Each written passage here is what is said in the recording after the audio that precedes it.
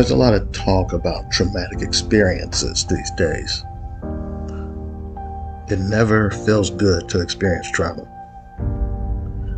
Now, I'm not going to sit here and just go through a list of traumas because it's different for everybody. As a result, we may find ourselves at times with more questions than answers, but those questions are stuck in our minds. We sit back and suffer in silence without saying a word.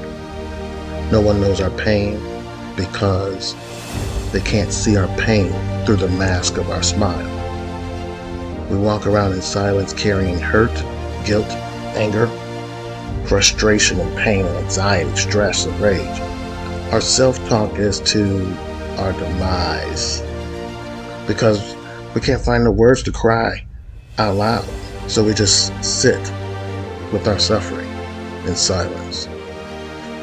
We sit being slaughtered over and over again in our mindset because the trauma that we went through was on repeat. So trying to bounce back can be a difficult thing because all it takes is just one thing to trigger, to remind us of the hurt, that pain, those smells, the sights and the sounds, the images, the tastes of what we went through. We start to feel like no one truly understands because they weren't there. We challenge the existence of a God or spiritual infinite power because how could they allow this to happen to us? God, why did this have to happen to me? All of these things enter into our minds and it place the moments of trauma on recall notice. So then mentally and emotionally, all of the progress towards our healing starts all over again with just one trigger. And listen, I know it's hard. The feelings of being broken and feeling targeted, feeling like you can't breathe or get enough air, the inability to focus, feeling like everyone is staring at you. Do they know? Can they see my pain? Why won't they just simply ask me what's wrong? You know what? No one cares. Others will then want to try to claim to support you or to be understanding as if they have some type of moral compass out there. But then you start to sit back and say to yourself, well, how can they support me? They don't know what it feels like. They were not there. Then you look around and you start questioning everyone's motives. No one can be trusted. Trust for humanity is lost in buckets and gained in drips. You may feel weak, inadequate.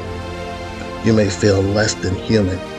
You may blame yourself for your own victimization. You may feel lost. You may feel in despair. Others will try to then be understanding, but they're placing labels on your victimization. Oh, you've got this, or you've got that. Now you feel like you're not even a person. You're not even a human. You're without a name and an identity. You may feel like just a subject of others' characterization of you rather than a person. It may feel like no one gets you. You may feel like you have no one to even explain things to that will even understand you. But here's the rewiring of your mindset. I challenge you as you sit with your thoughts and emotions. I challenge you not to blame yourself, but to blame the true source of your victimization. I challenge you, and this may be difficult, but listen, I challenge you to hope for better days. It's difficult because, guess what? You can't see hope, right? Therefore, you might not be able to describe even what a better day looks like. But take a moment. Just place new thoughts into your mind. What can you improve? Picture trees blooming in the spring. What about a sense of smell of a beautiful scent to you? What kind of sounds do you hear that are peaceful and relaxing to you? It's different for everybody. Taste the pleasantries of life. You can do this, but I challenge you to rise and pick your face up off the floor. I challenge you to splash some cold water on your face and feel refreshed. I challenge you right now to just take small steps. I challenge you to get quick victories on your road to your healing. I know you're nervous. I know you might be even scared. I know you might have a lot of what ifs running through your mind. But ask yourself this: what if you don't? What if you don't get up? What if you don't try again? It may be unfortunate, but trauma brings you closer to God, to your Maker. Trauma can create a spiritual awakening in your mind, in your soul, that breathes the breath of new life. Think it not strange concerning the fiery trial that's going to try you, because you will come out of this as pure gold. The tribulation of your trauma is going to build your patience. That patience is going to work on your experience. And experience will give you hope. And when you have hope, it is impossible to be ashamed. You may fear, but move in courage. Be courageous. It takes the destruction of a volcano exploding to make new land appear. It takes the storm to wash away the dirt and cleanse to bring forth new growth. It takes the frozen tundra to preserve the land from continued heat. It takes the warmth of the sun to restore new life.